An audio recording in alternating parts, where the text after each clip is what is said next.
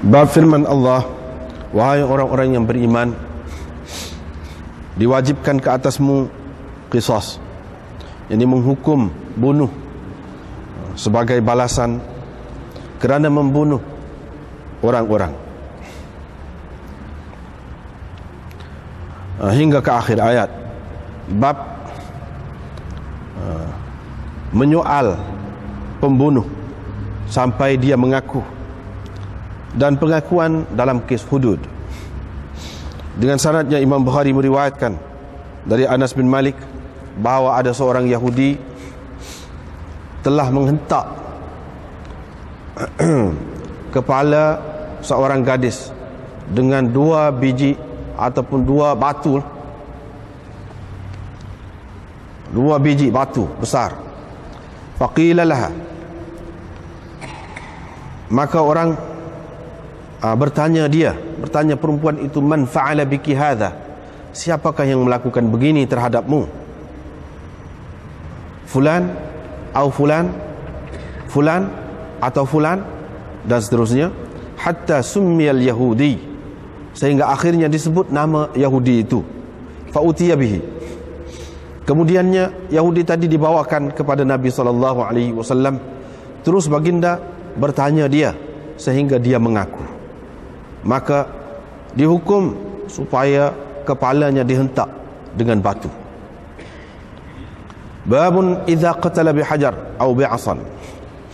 Bab kalau seseorang membunuh dengan tungkat, dengan batu ataupun tungkat. Dengan sanadnya Imam Bukhari meriwayatkan dari Anas bin Malik, beliau berkata, ada seorang gadis alaiha awdah, yang memakai perhiasan dia, yang ada barang kemas dia di Madinah. Dia memakai barang kemas itu. Qala, perawi berkata, yakni Anas, Yahudi, ada seorang Yahudi melemparkan batu kepadanya. Qala, perawi berkata, perempuan itu dibawa kepada Nabi SAW ketika masih lagi ada saki baki nyawanya, masih lagi ada nyawa ikan. Rasulullah SAW pun bertanya dia, fulan tukah, si fulan itukah membunuh engkau? Dia mengangkat kepalanya. Nabi bertanya lagi dia, fulan itu bunuh engkau, yakni mahu bunuh engkau? Dia mengangkat kepalanya. Pada kali yang ketiga Nabi SAW bertanya dia, fulan membunuh engkau? Dia menundukkan kepalanya, yakni mengangguk. Sebelum itu tak, dia buat gitu, buat gitu. Akhir sekali angguk. Rasulullah SAW pun memanggil Yahudi itu, lalu kemudiannya membunuh dengan menghentakkan 2 batu di kepalanya. Bab qaulillah, ini bab firman Allah, anna nafsa bin nafs, nyawa dibalas dengan nyawa, hingga ke akhir ayat. Dengan sanadnya Imam Bukhari meriwayatkan dari Abdullah bin Mas'ud, beliau berkata, Nabi SAW bersabda, tidak halal darah seseorang muslim yang mengucap bahawa tidak ada Tuhan melainkan Allah, dan bahawa sesungguhnya aku adalah Rasulullah, melainkan dengan salah satu daripada 3 perkara ini. Yang pertama, an-nafsu bin nafs, membunuh orang, maka perlu dibunuh dia kembali. Wath-thayyibuz zani, dan penzina yang telah pun muhsan, yang ini dihukum bunuh dengan merejam. Wal fariq wal mufariq li dinihi at-tariq lil jamaah, dan yang ketiganya ialah orang yang meninggalkan agamanya, meninggalkan jamaahnya, yakni meninggalkan Islam lah. Bau man aqada bihajar, ini bab orang yang menghukum balas dengan batu. Tadi juga lah riwayat daripada Anas bahawa ada seorang Yahudi telah membunuh seorang gadis ala awdahin laha, kerana mahu mendapat barang-barang kemas yang ada padanya, yang dipakainya. Faqatalaha bihajar, Yahudi itu membunuhnya dengan batu. Faji'a biha ila Nabi sallallahu alaihi wasallam wa biha ramaq. Perempuan itu kemudiannya dibawa kepada Nabi sallallahu alaihi wasallam ketika masih lagi hidup, masih lagi mempunyai nyawa ikan, hampir nak mati. Faqala Nabi sallallahu alaihi wasallam bertanya dia, adakah si fulan mahu membunuh engkau? Dia mengisyaratkan dengan kepalanya, menunjukkan tidak. Memberi makna tidak. La, memberi makna tidak. Kemudian Nabi sallallahu alaihi wasallam bertanya pula kali yang kedua. Dia mengisyaratkan dengan kepalanya, memberi makna tidak, yang berarti tidak. Kemudian Nabi sallallahu alaihi wasallam bertanya dia pada kali yang ketiga, dia mengisyaratkan dengan kepalanya, berarti ya, yang memberi makna ya. Maka Nabi SAW membunuh Yahudi itu dengan 2 batu. Bau man qutila lahu qatil fahuwa bi khairin nazarain. Bab seseorang yang terbunuh mana-mana ahli keluarganya, maka dia berhak memilih salah satu daripada 2 pilihan. Diriwayatkan dari Abi Hurairah bahawa Khuza'ah, yakni kabilah Khuza'ah, telah membunuh seorang lelaki. Dengan sanad satu lagi, Imam Bukhari bawa mari daripada Abu Hurairah juga. Ini peristiwa ini berlaku pada tahun pembukaan Mekah. Iaitu puak-puak Khuza'ah telah membunuh seorang lelaki daripada Bani Laith, yakni puak-puak Bani Laith, kerana membalas dendam terhadap seorang dari kalangan mereka yang telah terbunuh semasa jahiliyah. Rasulullah SAW pun bersabda, kata baginda, sesungguhnya Allah telah menahan gajah daripada sampai ke Mekah ni, dan Allah telah memberi kuasa kepada Rasulnya dan kepada orang-orang mukmin, yakni untuk menguasai Mekah ni. Alah, ingat, sesungguhnya tanah Mekah ni, bumi Mekah ini tidak halal kepada sesiapa pun sebelumku, dan tidak akan halal kepada sesiapa pun sesudahku. Ingat, sesungguhnya tanah Mekah ni, tanah haram ini, hanya dihalalkan untukku seketika saja dari waktu siang, yaitu sekarang ini, ketika sekarang ini. Wa innaha sa'ati hadhihi haramun, ketika sekarang ini sudah haram. Yani seketika saja daripada waktu siang telah dihalalkan kepada Nabi SAW sahaja. Ala wa innaha sa'ati hadhihi haramun, ketahuilah ataupun ingat bahawa sekarang ni tanah ni sudah jadi haram. La yuqtala syaukuha, tidak boleh dipatahkan durinya. Wala yu'dadu syajaruha, dan tidak boleh patahkan ataupun dipotong pokoknya, ditebang pokoknya. Wala tultaqatu saqitatuha, tidak boleh dipungut barang-barang yang terjatuh di kawasan itu, illa limunshidin, kecuali oleh orang yang ditugaskan khusus untuk memungut barang-barang yang tercicir. Wa man qutila lahu qatil, dan sesiapa ada di antara keluarganya yang terbunuh, fahuwa bi khairin nazarain, dia berhak memilih salah satu daripada 2 pilihan. Imma ayyuda, sama ada dia diberikan diat, yakni dia bersedia untuk diberikan diat. Wa imma yuqad, ataupun dia mahu pembunuh itu dihukum balas, dihukum qisas, diqawatkan, yakni dihukum qisas. Faqama rajulun min ahli al-Yaman, mendengar kata-kata Nabi SAW itu, seorang lelaki daripada penduduk Yaman bangkit. Dia dipanggil Abu Shah. Dia berkata, tulislah untuk saya wahai Rasulullah, yakni apa yang kau sebut tadi, minta tulislah untuk saya. Rasulullah SAW pun bersabda, uktubu li Abi Shah, kamu tulislah untuk Abi Shah. Thumma qama rajulun min Quraisy, kemudian bangun seorang lelaki daripada Quraisy, yaitu bapa saudara Nabi SAW sendiri, Sayyidina Abbas. Beliau berkata, wahai Rasulullah, kecuali izkhir, yakni kecualikanlah izkhir, kerana kita gunakan rumput izkhir itu untuk rumah-rumah kita, keperluan rumah kita, dan untuk kubur kita. Rasulullah sallallahu alaihi wasallam pun bersabda, kecuali izkhir. Ubaidullah menjadi mutabi' kepadanya dari Syaiban dalam menyebutkan fil itu. Sebahagian daripada mereka menceritakan daripada Abi Nuaim al-Maqtal.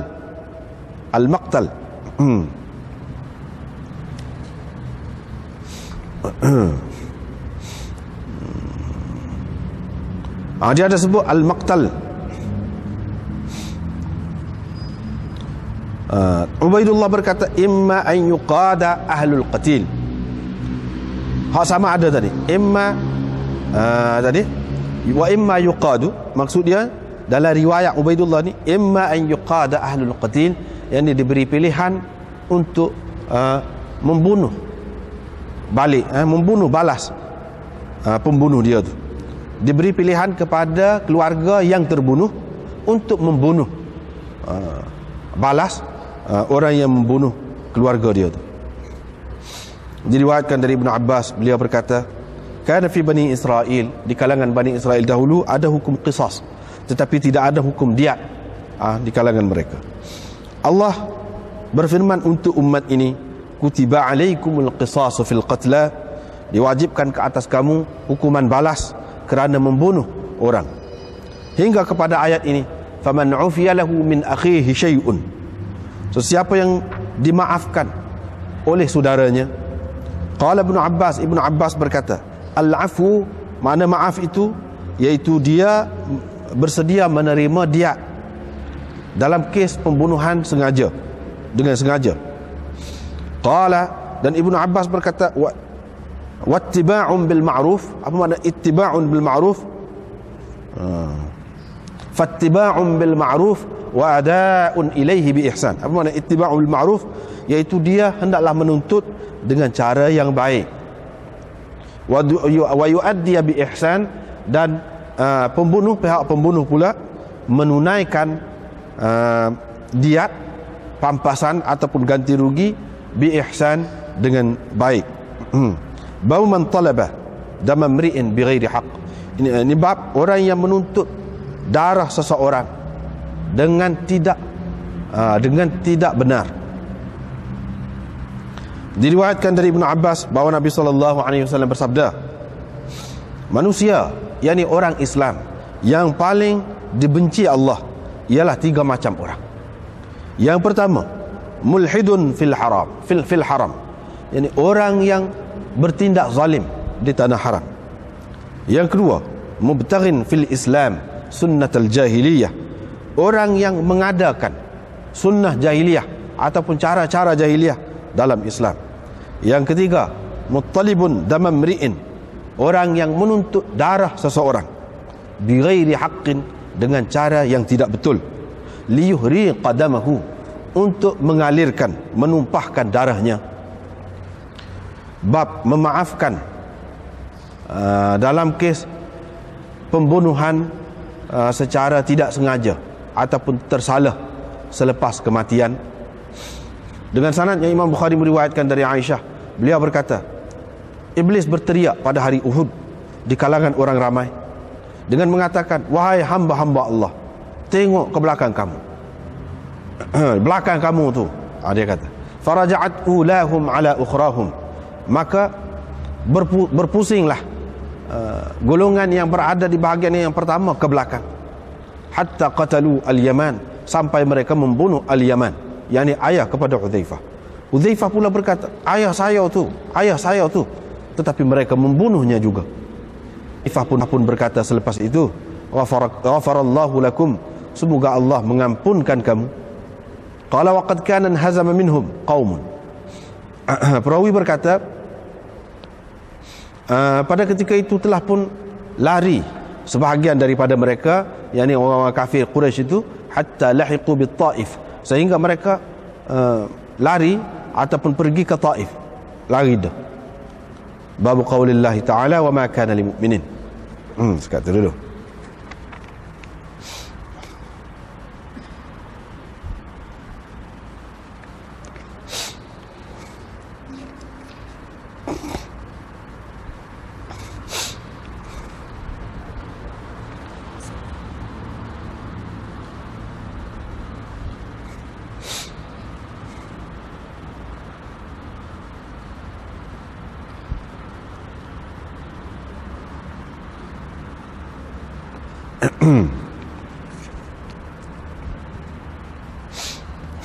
Ini bab firman Allah, ya ayyuhalladzina amanu kutiba alaikumul qisasu fil qatla al-hurru bil hurri wal 'abdi bil 'abdi wal untha bil untha faman 'ufiya lahu min akhihi syai'un fattiba'un bil ma'ruf wa ada'un ilaihi bi ihsan.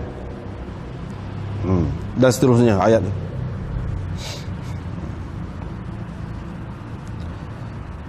Dzalika takhfifun min rabbikum wa rahmah faman i'tada ba'da dzalika falahu azabun alim. Gitulah ayat seterusnya. Diwajibkan ke atas kamu membunuh kembali, membunuh balas seseorang kerana membunuh orang. Al-hurru bil hurri, yang merdeka dibunuh dengan merdeka. Al-hurru bil hurri, seorang yang merdeka dibunuh kerana membunuh seorang yang merdeka. Wal 'abdu bil 'abdi, seorang hamba dibunuh sebab membunuh seorang hamba. Wal untha bil untha, dan seorang perempuan dibunuh kerana membunuh seorang perempuan. Dan seterusnya, sesiapa yang diberi kemaafan oleh saudara dia, fattiba'un bil ma'ruf, seperti tadilah, iaitu dia kena turut dengan cara yang baik dan kena bayar kepadanya dengan cara yang baik. Itu adalah satu keringanan daripada Tuhan kepada kamu, dan rahmatnya. Sesiapa yang cari jalan yang lain lagi daripada tu, dia akan mendapat azab yang pedih.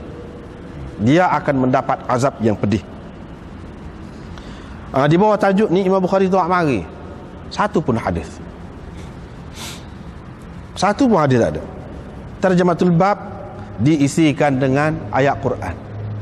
Biasanya selepas ayat tu dia marilah hadis-hadis dia. Tidak. Apa tujuan Imam Bukhari buat begini? Biasa. Ini salah satu cara dia, iaitu dia nak cerita apa Imam Bukhari ni. Salah satu kaedah dia dalam membuat tajuk dia ni, iaitu dia nak ceritanya ayat ini merupakan asas dalam kisah ini. Kalau kisah ni, ayat ni lah asasnya. Sehingga kalau tidak pergi kepada ayat lain pun pada ada, tidak pergi kepada hadis lain pun pada ada. Kalau kata tak ada hadis pun kena hukum balas juga seseorang yang membunuh orang berdasarkan ayat ni. Artinya untuk hukum Islam ni, kalau tak ada hadis, ada ayat Quran saja pun sudah memadai dah. Kuat dah tu. Kalau tak payah hadis tak apa dah. Hadis sahih pun tak payah. Kalau sudah ada ayat Quran, itu maksud dia. Dan dia nak cerita juga, inilah asas dalam hukum qisas. Asas dalam Quran berhubung dengan hukum qisas tu ni lah. Itu yang kedua. Perkara yang ketiga, Imam Bukhari juga mahu mengisyaratkan, walaupun ayat ini merupakan asas berhubung dengan hukum qisas ini, tetapi ada perbezaan pendapat di antara ulama dalam memahaminya. Situ ada beza. Orang ni faham gini, orang ni faham gini. Orang yang faham zahir dia kata lagu ni, orang yang faham lagu lain dia kata lagu lain. Di sini dia tak ada sebut.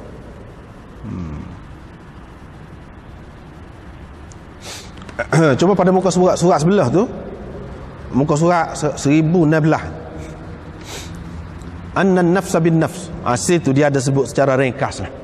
Tapi tak habis juga sebut secara ringkas. Sebab apa? Sebut dah dulu, suatu ketika dulu jumpa dah ni hadis ni.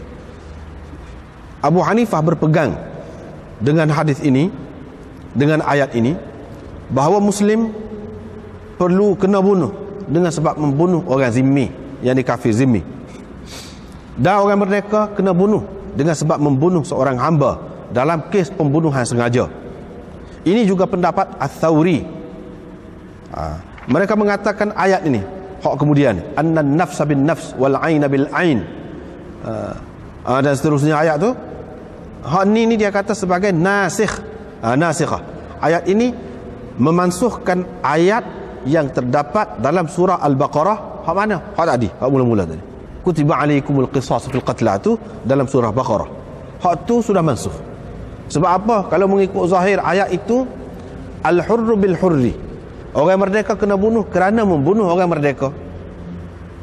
Yakni mafhum dia, mafhum mukhalif dia. Kalau orang merdeka bunuh hamba, tak kena bunuh. Sebab apa? Hak dia bunuh tu hak kurang pada dia. Wal abdu bil abdi, hamba kalau bunuh hamba kena bunuh. Hamba kalau bunuh hamba kena bunuh. Tapi kalau orang merdeka bunuh hamba, tak kena bunuh orang merdeka tu. Kalau hamba bunuh orang merdeka, kena bunuh hamba tu. Wal untha bil untha, perempuan kena bunuh kerana membunuh perempuan. Tapi kalau perempuan bunuh lelaki, perempuan tu kena bunuh. Tapi kalau lelaki bunuh perempuan, lelaki tu tak kena bunuh. Kalau lelaki bunuh perempuan, lelaki tu tak kena bunuh. Ada yang berpendapat begitu.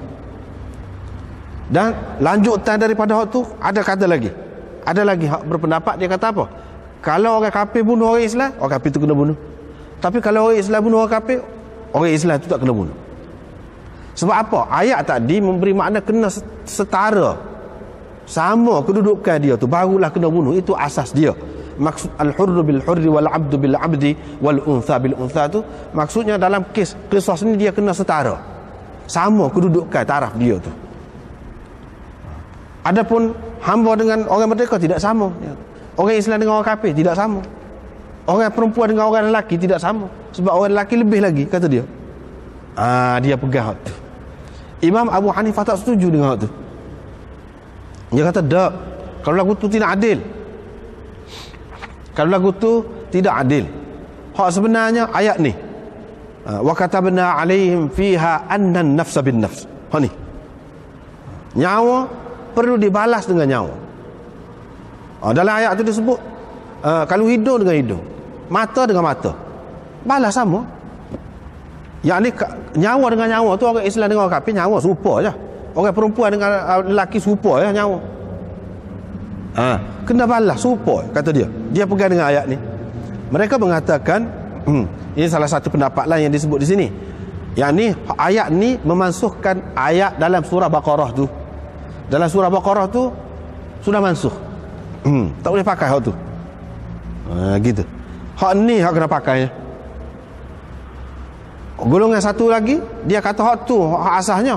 Hak ni untuk orang Yahudi, orang zaman dulu. Cerita orang zaman dulu. Hak ni mansuhnya, kata dia. Hak ni mansuh. Bukan hak dalam surah Baqarah tu. Hak dalam surah Baqarah tu, hak tu yang memansuhkan hak ni. Dia pakai gitu. Dia pakai gitu.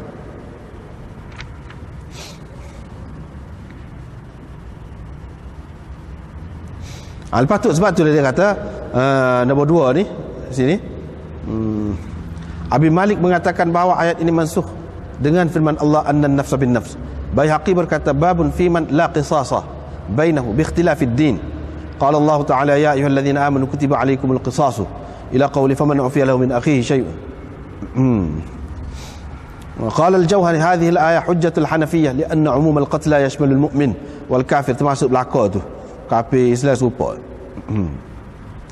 Tapi Malik, Laith, Auza'i, Syafi'i, Ahmad dan Ishaq, Abu Thawr mengatakan tidak dibunuh orang merdeka kerana membunuh hamba. Sini ada sebut. Sini ada sebut. Hak tadi dia sebut itu salah satu pendapat. Hak sebenarnya kita tak payah kata hak tu mansuh ni, hak ni mansuh ni, tak payah. Pakai belaka.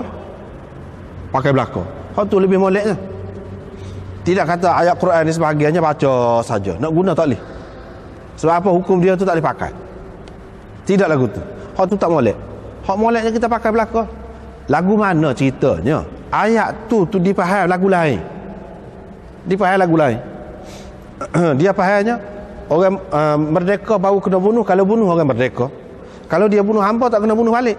Sebab tidak sama taraf dia. Dia faham gitu. Sedangkan ayat tu bagi setengah-setengah ulama, hak ni hak betulnya. Hak ni hak faham lagu ni hak betulnya. Dia kata ayat tu ada latar belakang dia. Ada sebab nuzul dia. Iaitu orang zaman mula-mula tu, dia zaman jahiliah lagi sampai ke zaman Islam tu pun duduk gitu.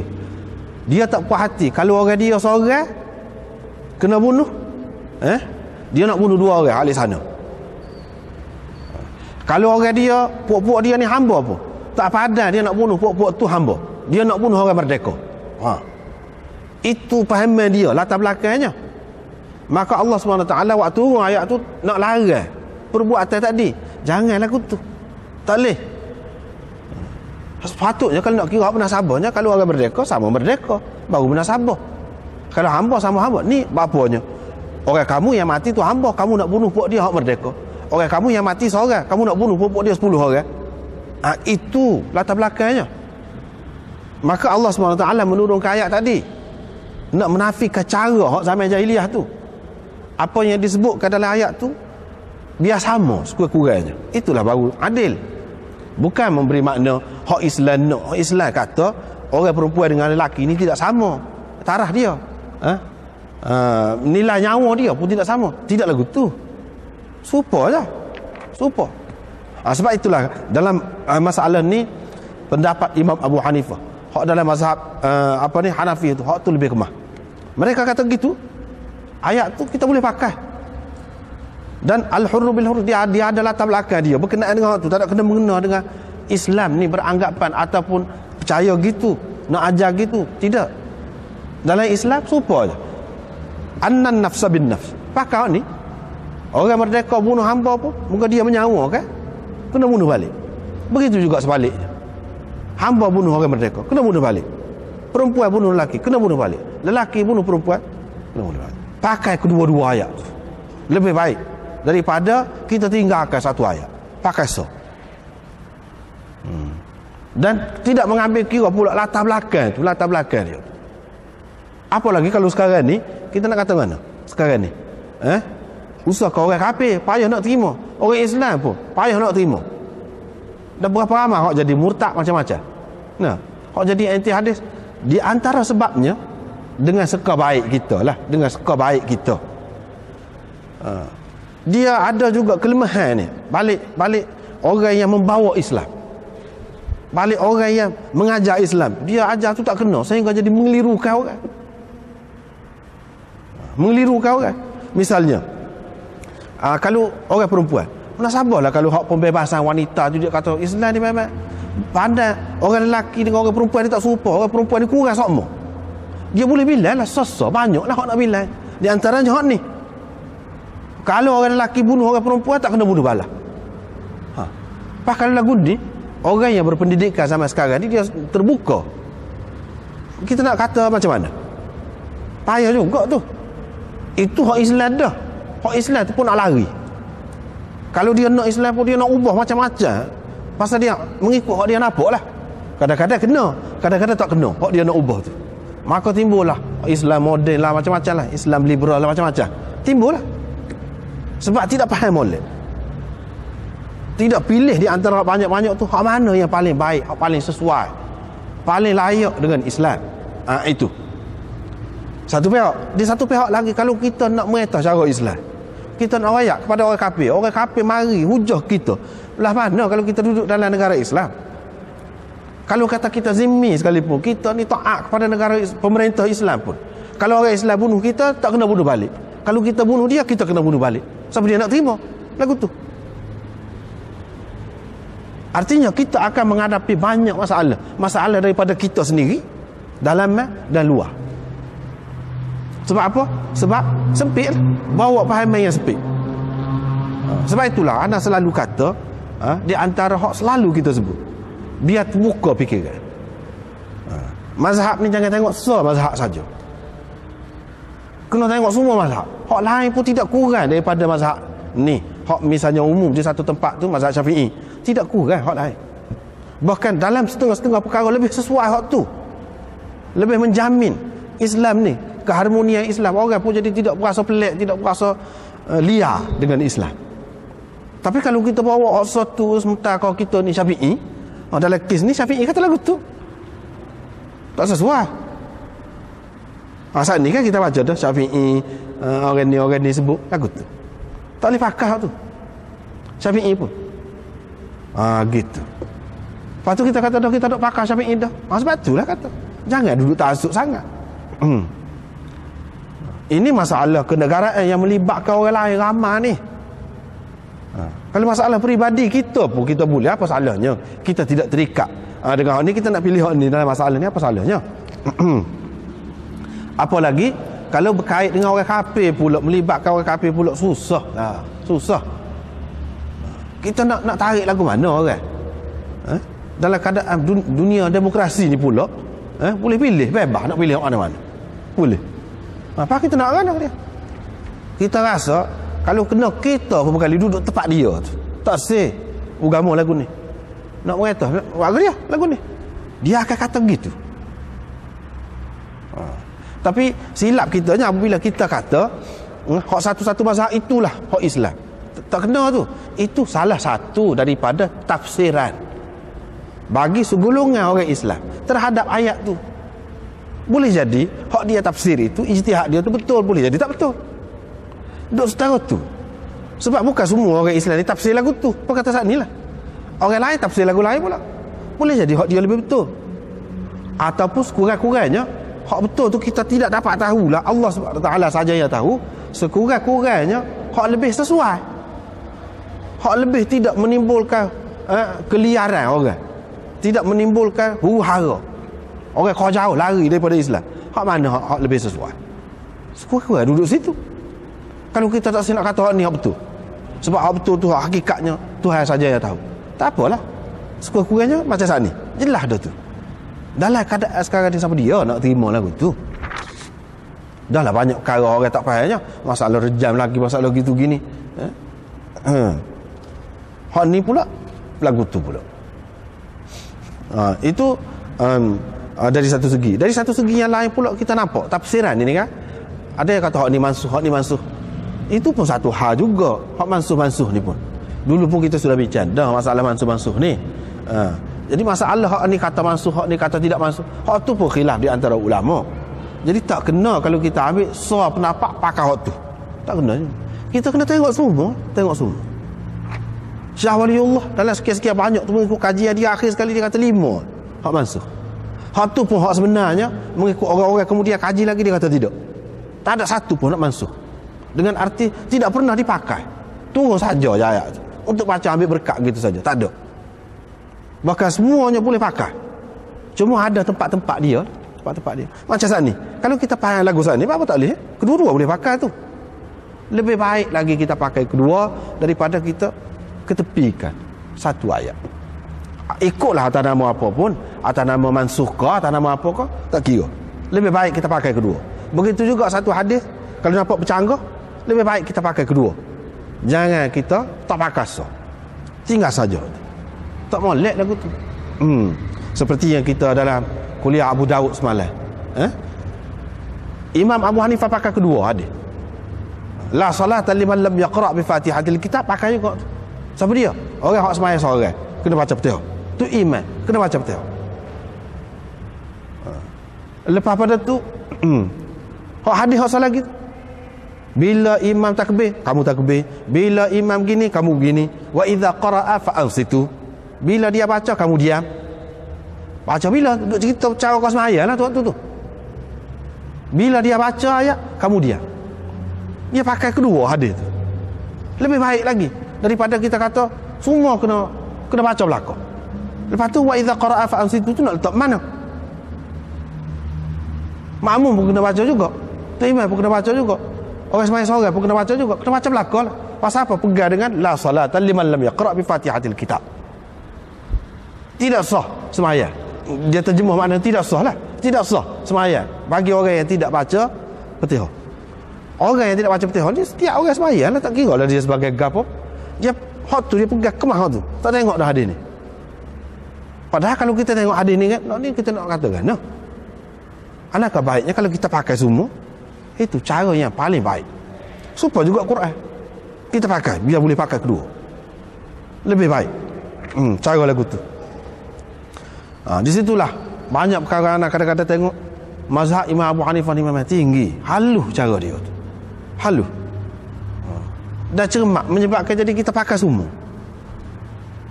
Dalam terutama kalau kes jenayah ni kan memang. Ni tak boleh lawan. Mazhab Imam Abu Hanifah tak boleh lawan. Pendapat dia kemah dah paling sesuai di antara sekian ramai ulama-ulama imam mujtahid, paling sesuai. Seperti kita kata saat ni, untuk orang kafir pun dia akan senang hati, serupa aja. Kalau orang Islam bunuh orang kafir, orang Islam tu kena bunuh juga dalam negara Islam. Dia kata lagu tu. Kalau kita buat pergi cara lagu tu ke orang kafir kan, senang. dia pun akan lega. Bahkan kalau kamu berzina, kamu muhsan dah pun, menikah dah pun, kamu tidak kena rejam. Sebab apa? Mengikut Imam Abu Hanifah, salah satu syarat muhsannya kena Islam. Tak kena, pokok dia tak kena rejam. Rejam tu kan disyarat dia muhsan. Muhsan mengikut Imam Abu Hanifah salah satunya kena Islam. Kalau selagi dia tidak Islam, tak kena, tak ada ukur rejam. Ingatlah dia lebih menarik. Tidak ada tekanan kuat sangat ke atas orang kafir itu. Dia benda ni kadang-kadang orang Islam pun payah juga nak faham usaha orang kafir. Itu kan banyak perkara kan, benda dia, cara dia tu lebih sesuai, lebih menjinakkan orang, tidak kata lebih meliarkan orang dak. Tetapi kalau mengikut mazhab Syafi'i, dah muhsan orang kafir pun muhsan juga, asalkan dia nikah secara sah, cara dia, tak cara lah, tidak cara Islam pun sah, dah mengikut cara agama dia, maka dia muhsan. Dia tidak Islam pun dia kena rejam. Beza. Kalau kita bawa cara ni, mana lebih senang untuk orang kafir terima? Mana lebih senang? Itu benda. Lepas tu baru ni hak kita kata tu orang Yahudi kena rejam, itu cerita lain pula. Dia ni kata sebab dalam kitab dia lagu tu, dalam kitab dia. Kalau tidak sabit kitab dia tak kena, sebab kitab dia kata lagu tu. Lepas tu bukan semua orang kafir ni ada kitab lagu tu. Bukan semua orang kafir ni ahli kitab yang percaya kepada kitab Taurat tu, tidak. Hak tak ada lagu tu, tak ada. Gitu cara dia.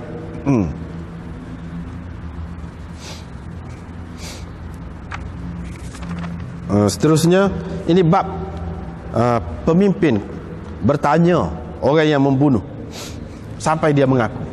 Jadi dalam soal selidik tu boleh pihak pemerintah bertanya orang yang membunuh ni. Sekiranya disyaki dia pembunuh, boleh tangkap dia dan tanya soal sampai dia mengaku. Dan pengakuan dalam hudud ni dikira lagu mana? Pengakuan dalam hudud. Pengakuan dalam hudud. Apakah kalau dia mengaku sekali, dia kata ya, saya bunuh. Jadi dah kata. Orang lain kata jadi dah. Imam Abu Hanifah kata tak. Tengok, dia payah lah kau nak melaksanakan hukum had ni, payah. Dia kurang-kurang kena 2 kali dia mengaku. Kalau sekali tak boleh lagi. So kurang-kurangnya 2 kali kata dia. Tu tengok dia alah kau payah nak melaksanakan hukuman had itu. Sebab apa dia adalah akan datang kita akan jumpa. Orang Yahudi hentak kepala seorang gadis dengan 2 batu.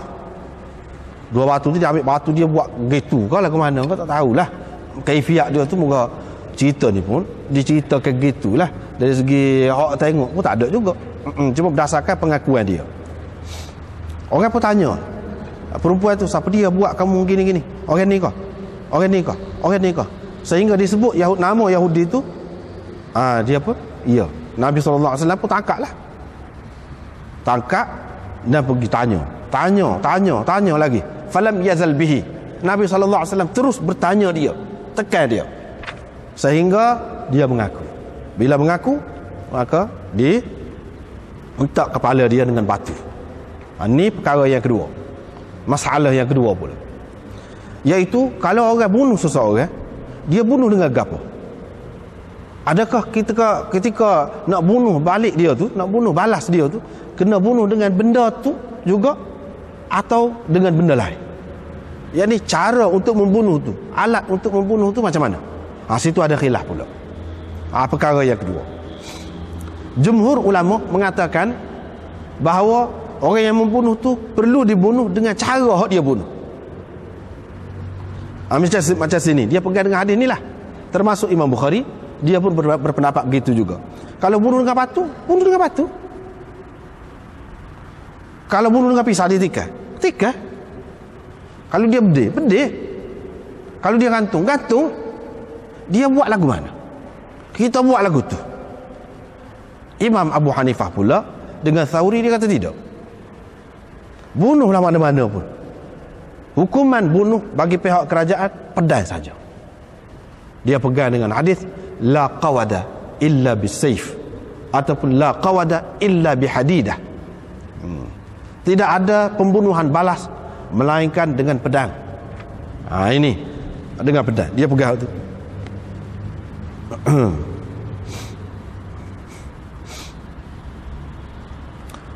Ni dalam kitab kita ni ada ni. Faradda ikhtalafa ulama fi sifatil qawad. Dalam cara membunuh ni, bunuh balas ni, ulama berselisih pendapat. Faqala Malik yuqtalu bimithli ma qatala. Dibunuh dia serupa dengan dia bunuh.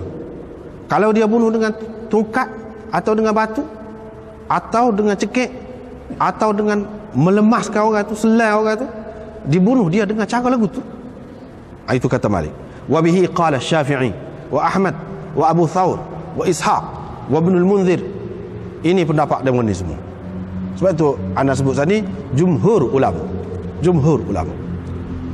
Bahkan Imam Syafi'i kata kalau dia campur orang itu ke dalam api dan orang itu mati dengan cara lagu tu, gitu juga kita buat terhadap dia. Gitu juga. Wa qala Ibrahim an-Nakhai wa Amir asy-Sya'bi wal Hasan al-Basri wa Sufyan al-Thawri wa Abu Hanifah wa ashabuhu la yuqtalu al-qatil fi jami' as-suwar illa bis-sayf. Dalam semua kes pembunuhan apa dengan cara macam mana sekalipun, bunuhnya iaitu dengan pedang sahaja, demon ni. Tetapi ini bukan pendapat jumhur, ramai juga. Pasal inilah di antaranya yang disebut nama-nama sani. Tetapi bukan pendapat jumhur. Jumhur ulama iaitu bunuh dengan cara seperti mana dia buat. Seperti mana dia buat.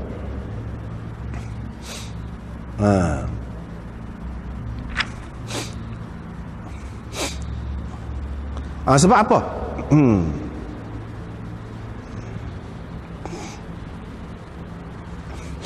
Di sini Imam Abu Hanifah tak sih.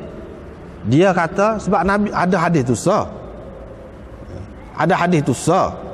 Yang keduanya dalam Quran dia sebut serupa.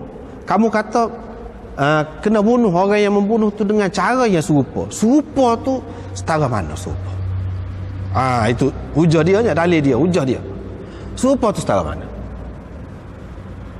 Kalau orang tapa kita boleh tapa dia. Wa in aqabtum fa'aqibu bimithli ma 'uqibtum bih. Kalau kamu nak hukum orang, kamu hukum seperti mana yang kamu kena buat. Serupa, mithli. Serupa tu setara mana?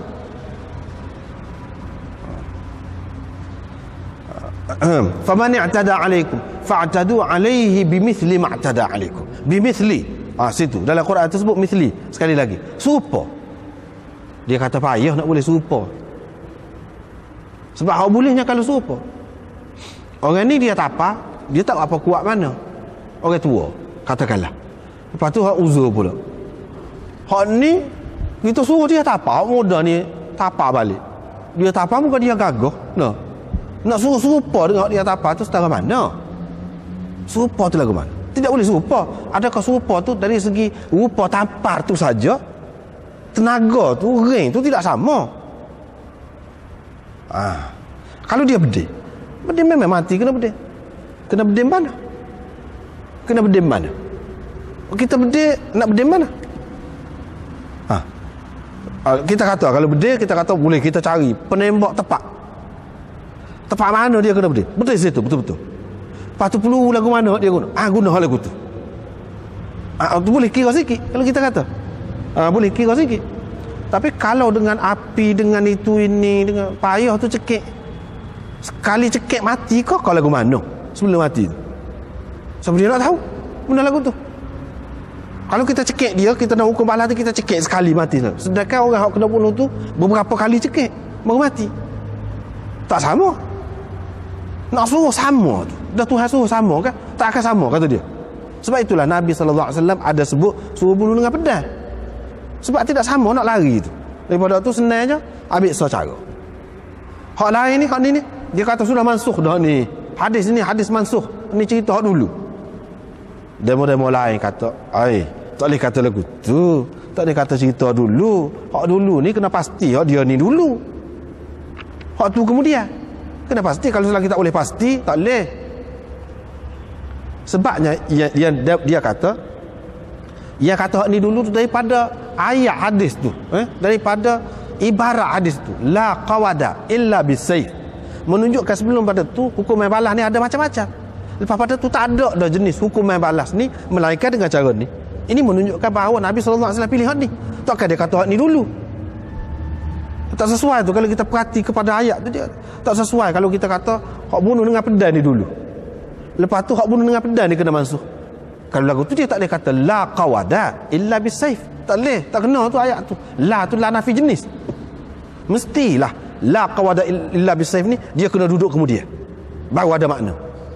Kalau kita terima hak ni dia kena duduk kemudian. Baru ada makna. Kalau tidak, tak ada makna. Tak mungkin kita faham dia ni dulu. Aku itulah dia katanya. Alasan dia. Orang-orang lain kata tak boleh. Kena lagu ni. Dan cara lagu ni lebih memuaskan hati keluarga yang terbunuh. Dia lebih puas hati. Kalau pancung, apalagi kepada orang yang tahu.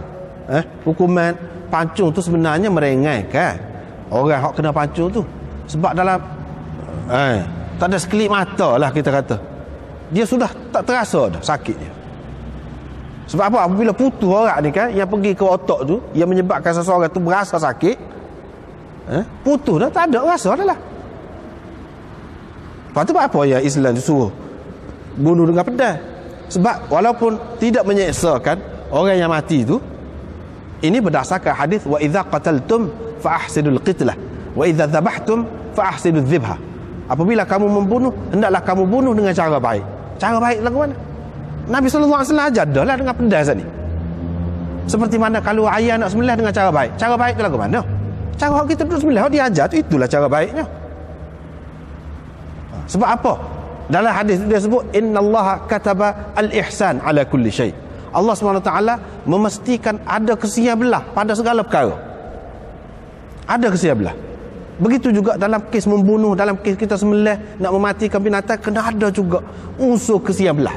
Kesia belah tu lagu mana? Nabi SAW ajarlah kata dia. Walaupun orang yang kena bunuh tu tidak seksa, sebab berdasarkan hadis tak ni, naklah lagu tu. Tetapi kepada orang yang tengok teruk benar seksa kenapa? Hak tu hendaknya. Sebab apa dah pancung ni lagu mana pancung? Pancung. Jatuh tergolek ni kepala. Macam darah. Orang tengok belakang. Banyak bulakan lah nak boleh terlupa tu. Hak tu. Kalau hak pergi tengok. Banyak bulakan lah tak lalu makan. Hak tu hendaknya pengajaran kepada hak hidup ni. Bukan nak menyeksa hak tu dia perlu mati. Sebab apa? Kalau cara lain tak boleh mithliyah tadi. Kesamaan itu tidak dipastikan. Oleh kerana tidak dipastikan, yang perlunya bunuh saja. Yang bunuh, cara yang terbaik untuk bunuh tu apa? Ni, cara ni. Cara ni. Itu sebab dia kata gitu. Sebab hakikatnya berguna kepada orang lain.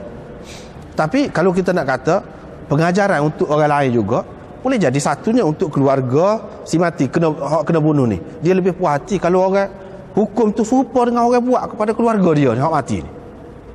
Ini kalau tembak dengan tembak juga. Kalau bunuh, terutama macam kita kata tadi, dia tahu dah tak sakit, tak seksa dia. Dia tidak lebih puas hati. Dia lah akan lebih puas hati sekiranya dibuat seperti mana dibuat kepada anak dia atau ayah dia tu. Satu.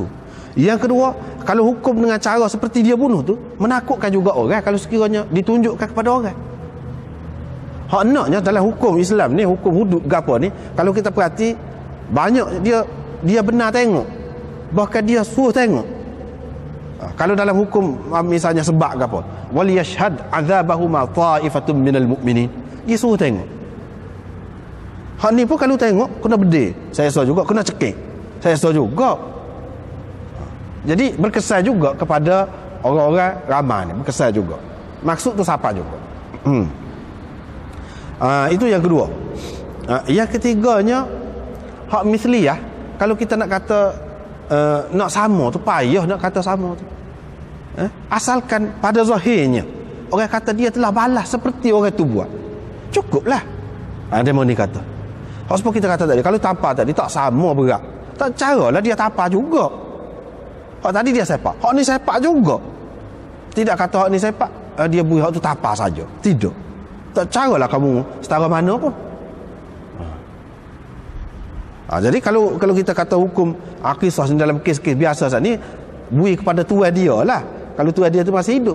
Tapi kalau tuan dia tu sudah mati, kena orang lain lah laksanakan hukum tu. Kena orang lain laksanakan hukum itu. Di sini kalau kita perhati di sini, wallahu alam lah, pada ana nampak hak jumhur ini lebih sesuai. Hak jumhur ini lebih sesuai di sini dalam pelaksanaan hukum qisas. Hak jumhur iaitu guna alat yang diguna oleh pembunuh. Hak tu lebih sesuai. Imam Abu Hanifah, hak dia itu pendapat dia. Dia kata la qawada illa bisayf. Hak tu bermakna supaya dia kata la salata liman lam yaqra bi Fatihatil Kitab. Yang ni hak sebenarnya hak menghilangkan kekeliruan, segala macam kekeliruan, iaitu bunuh dengan pedang. Itulah asasnya, iaitu mematikan dia. Cara mematikan yang paling baik iaitu cara tu yang sempurna, bukan makna cara lain tak boleh. Ini memberi arti kita beri peluang kepada keluarga si mati, dia nak lagu mana, kita beri peluang. Keluarga ni yang dibunuh kena cekik. Sekarang ni nak bunuh cara hak asasnya, hak utama dengan pedang, boleh juga. Tapi kamu nak lagu mana? Nak cekik kata? Boleh. Nak cekik? Boleh. Bagi pilihan lagu tu. Lebih baik. Lebih memuaskan hati. Itu cara je.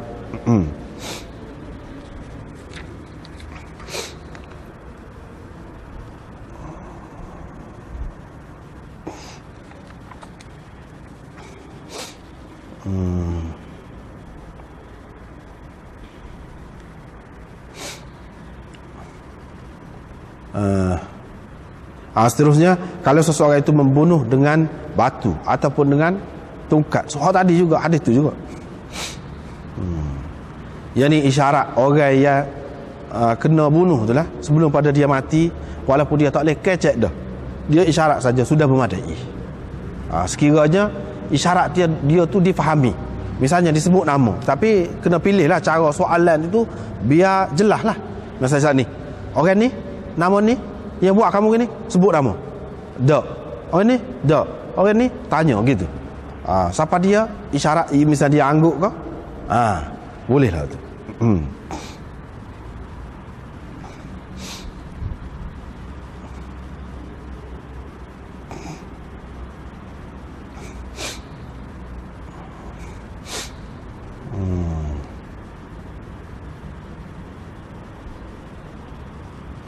Babu qaulillah, ini bab firman Allah, annan nafsa bin nafs, nyawa perlu dibalas dengan nyawa. Ini orang bunuh orang kena bunuh balik. Dalam hadis bawah ni, darah seseorang muslim tidak halal kecuali orang muslim yang telah mengucap lah, tidak halal kecuali dengan salah satu daripada 3 perkara ni. Kalau dia melakukan, maka halal lah, yang kita boleh bunuh dia. Kalau tidak halal. Yang pertama, kerana dia bunuh orang, an-nafsu bin nafs. Berdasarkan hadis ini, an-nafs bin nafs, dia tidak sebut ni sama taraf, kalau tidak sama taraf dia tak sebut. Serupa dengan ayat Quran itu juga. Yang ni kalau hamba ke, kalau perempuan ke, kalau lelaki ke, kalau orang kafir ke, serupa.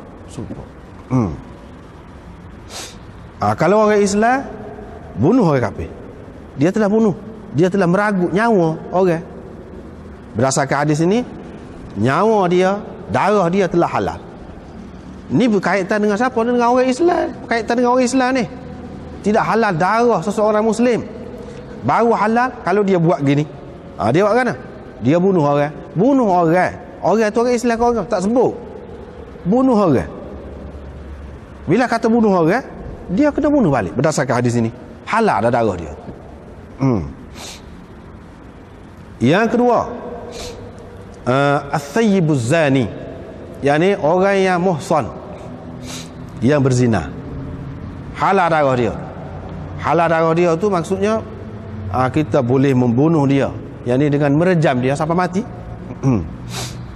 Wal mufariqu li dinihi at-tariku lil jamaah, dan orang yang meninggalkan agamanya, yang meninggalkan jamaah, yang meninggalkan jamaah. Ini yang ketiga ni, orang yang meninggalkan agamanya. Sini khilaf ulama. Kebanyakan ulama mengatakan orang murtad tu, Orang murtad tu dia kena hukum bunuh, halal darah dia. Murtad ni maksudnya apa mana? Bukan daripada agama lain masuk kepada agama lain ataupun kepada agama Islam. At-tariku lidini ini kalau kita kira zahir dia orang yang meninggalkan agama dia. Agama dia ni agama apa? Kalau dia dulu katakanlah Hindu, dia tinggal agama Hindu tu masuk Islam, kena bunuh kah? Takkanlah kutu. Ataupun sebaliknya lain-lain lagi, tidak maksud gini. Tapi hak ni maksudnya orang Islam yang meninggalkan agama dia. Sebab duk cerita di sini, cerita orang Islam ni tidak halal darah seseorang Muslim. Yang ni dia Islam dah, lepas tu dia tinggal agama dia. Islam dah, cerita orang Islam, bukan cerita orang lain. Ada hadis akan datang, man baddala dinahu faqtuluh. Sesiapa yang menukar agamanya, maka kamu bunuhlah dia. Sesiapa yang menukar agamanya, kamu bunuh. Itu pun mengikut umum dia. Kalau nak kira umum dia, mana-mana agama, tidak gitu. Sebab apa? Tidak sesuai. Takkanlah orang daripada agama lain masuk Islam kena bunuh. Tukar agama takkanlah gitu. Ataupun kalau masuk daripada agama lain kepada agama lain, bukan Islam, kena bunuh. Tidak gitu. Ini maksudnya hak Islam. Hukum murtad. Cuma masalah hukum murtad ini khilaf ulama pula. Kalau kita perhatikan Imam Bukhari ni dalam kitab dia ni, dia ada isyarat dah bahawa hak maksud hak murtad hak kena bunuh ni bukan semata-mata murtad. Banyak kalau kita perhati dalam kitab dia. Akan datang ada bab murtad khusus. Situ lebih nampak lagi. Kalau sini hadis ni saja pun sudah nampak. Al-mufariqu lidinihi at-tariku al-jamaah ataupun lil jamaah.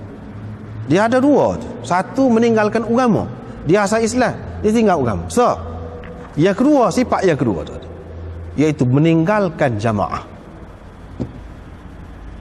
Meninggalkan jamaah. Dua kali. Kalau mengikut jumhur ulama, hadis ini memberi makna orang yang murtad saja, tak kira lah ke mana-mana, asalkan dia murtad saja, suruh bertaubat. Kalau dia tidak bertaubat, bunuh. Lelaki perempuan sama. Imam Abu Hanifah kata tak, perempuan tak. Perempuan tak kena bunuh, lelaki saja kena bunuh. Perempuan disuruh dia bertaubat. Kalau dia tidak bertaubat, penjara dia sampai mati.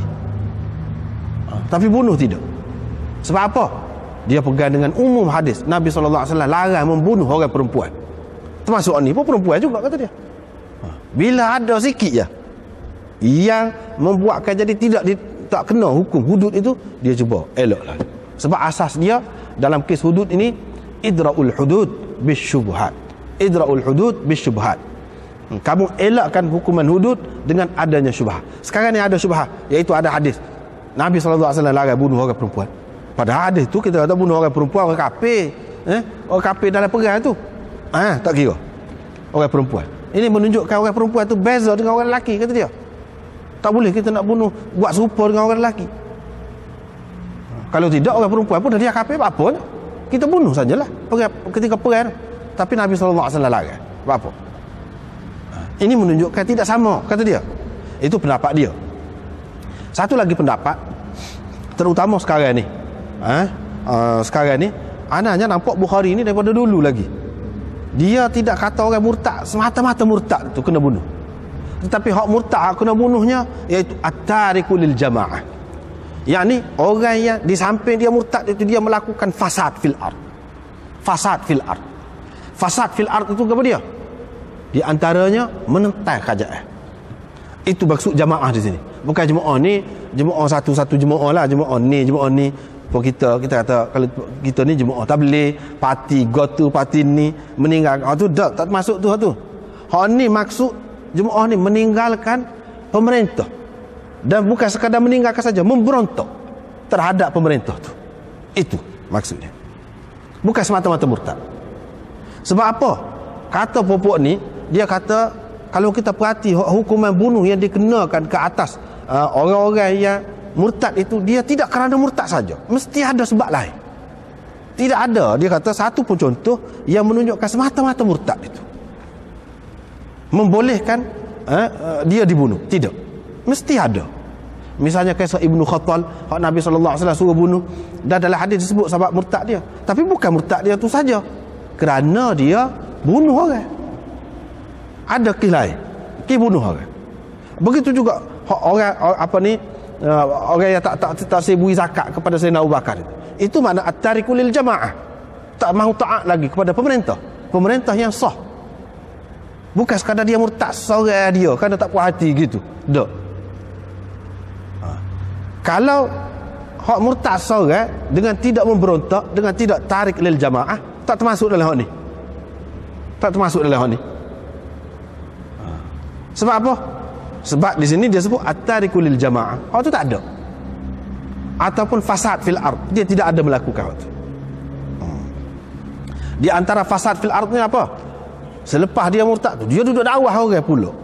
Nak suruh keluar daripada Islam. Kalau lagu tu. Kalau tidak lagu tu, semata-mata dia tak puas hati seorang dia, keliru fikiran dia, maka dia pun jadi koseh beragama Islam. Ataupun kerana dia tidak faham ke, tidak dapat pendidikan yang baik tentang Islam, dia tidak tahu tentang Islam. Tak boleh bunuh oleh lagu tu. Ataupun dia baru masuk Islam, dia tidak faham mana Islam, lepas pada tu dia tengok keadaan orang Islam teruk-teruk, dia pun murtad. Tak boleh. Kerana tu, semata-mata kerana tu, tak boleh.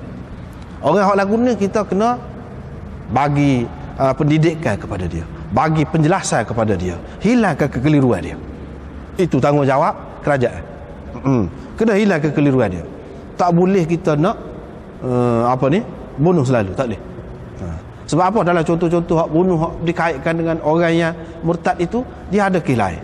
Misalnya hak murtad, hak lari unta Nabi SAW tu, hak minum susu tu kan, dia penyakit busung tu, Nabi SAW suruh bunuh kan, disebut dalam hadis dia murtad. Tapi bukan sebab murtad saja dia bunuh penggembala Nabi SAW tu. Ada juga. Tidak semata-mata kerana murtad. Kalau kita nak cari dalam hadis ni susah, tak ada.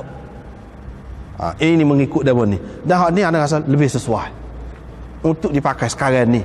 Kalau kita nak perkenalkan Islam, nak bawa Islam kepada orang, lebih sesuai ni. Di antara yang berpendapat begini, kalau zaman sekarang ni, Dr. Subhi Saleh. Dr. Subhi Saleh. Dia ulama besar juga, dan dia pun mati kena bunuh juga. Tak tahulah Yahudi bunuh apa. Tak tahulah. Dalam satu buku dia ada.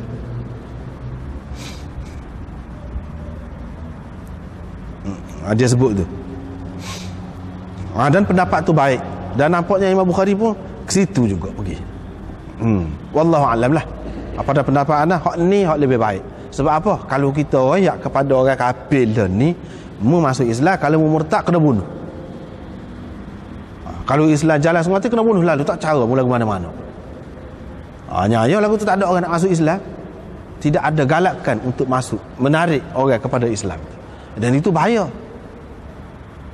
Walaupun pendapat jumhur kata semata-mata murtad itu kena bunuh, lebih baik kita pakai hak tidak jumhur dalam masalah ni. Sekiranya menyebabkan orang tu lari ataupun tak mahu Islam, itu lebih penting lagi, nak kepada Islam.